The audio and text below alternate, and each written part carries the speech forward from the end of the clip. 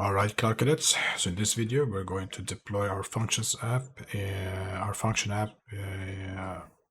on Azure. So first things first, if you go to our local settings JSON, since we'll be deploying it in Azure, we won't be needing Docker anymore. So we'll use our default connection for Azure.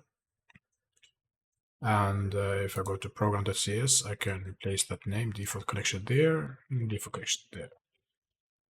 Before we upload it to Azure. So if we go to Azure, we can go to function app here. We can create, we can select consumption.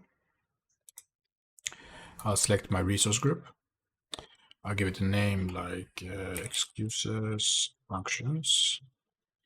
In the runtime stack, I'll be selecting .NET. And for the version, we take the default, which is 8, isolated worker model. Don't select in-process model. And of course, we want Linux legacy here. And as they say, we could use flex consumption. I'm going to stick with just consumption pricing plan. And then region, I'm going to take Sweden Central, which is closest to me. So let's see, .NET 8, isolated, the name, good, looks good. In the storage, I'm going to choose a different name. Call it excuses Flunk storage. Okay. If you go to networking, leave it as is. Monitoring, I don't really care about that, but you could have it if you want it. I'm just going to set it to no. In deployment, you can see here we can also have CI/CD through, for example, GitHub, but maybe we'll cover that in another future video. And authentication, we don't touch anything here, nothing in tags. We go to review and create, and we create. And we allow that. In the meantime, you can see if Docker is still running. Yes, we can close that. We don't need it. And close. Let's see.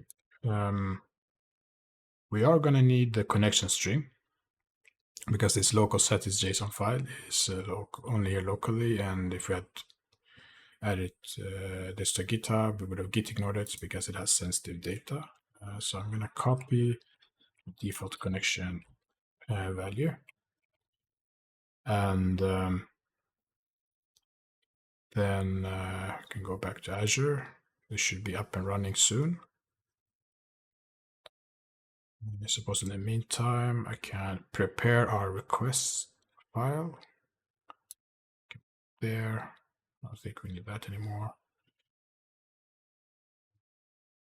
So we can verify that it works when the time comes.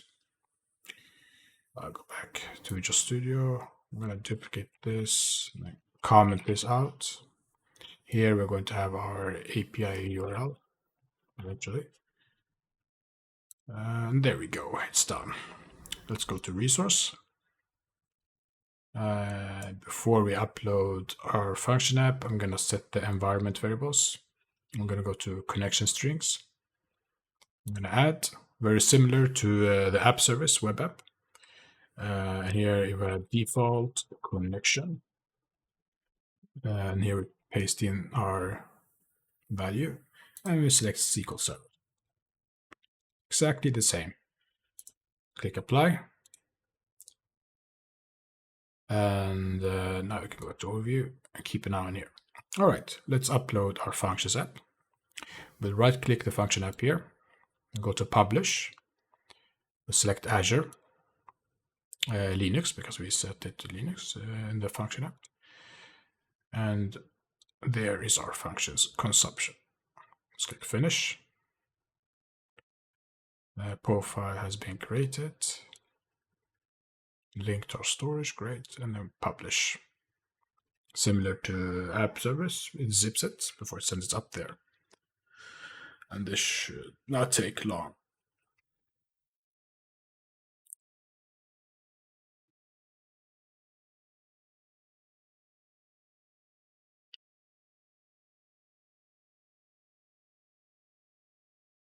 Nearly complete.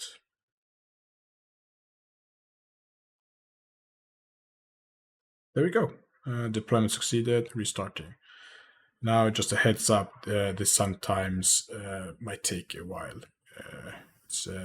It varies, but you can click refresh, and when it's done, we'll see all our apps there. And we can verify that one of them works, like get all. We can press this test run, and you see it's a get, so we could have uses a key. We don't need to care about that right now. We run, and we see we have our data. Hard to read, 200, okay, great. Let's go back to Visual Studio, and we're going to discover something here. Let's close this. You can close that as well. All right, so let's get the function URL. If we click here, get function URL, we can take, for example, they're all kind of identical, just that the code changes. You're going to see something interesting here. So if I copy the clipboard here, and then I paste in our URL here, I'll remove this code in the query param. And remember, we don't want these excuses, slash. Now, if I send a get all request, we're going to get, and what happened there? It just read. Let's try again. There, 401 unauthorized. Remember, when we created these, we set the authorization level to function. So we need to pass a function key. And the reason that it worked here is because they already are passing the code in the query parameter. But we're not going to be doing it like this because we might be doing this differently on client apps. So if we go back to our function app, we go to resource group, I'll go to my resource, and then here excuses functions. There's a section here called app keys. I'm going to take this default one, I'm going to click this copy to clipboard. And now, so that we can test this locally, I'm going to create a new variable. I'm going to call it functions key, or just function key, it's probably better. And then I'll paste it in there. And then we need to add it to the header of each request. So we call it X functions key, that is what they expect. And then here, curly bracer, and we have function key. And now you can just try this quick. 200, okay, it worked. So thus, we can copy this, can paste in here, and then for all others. And then lastly, here. And now you can try each one. 5, great. We can create one, 7. Let's change that to 7 up here. And we can update that one, great. And then let's delete it. Great, 204 no content, not found. If I get it, not found. And if I see them all, it should be one with 7. Great.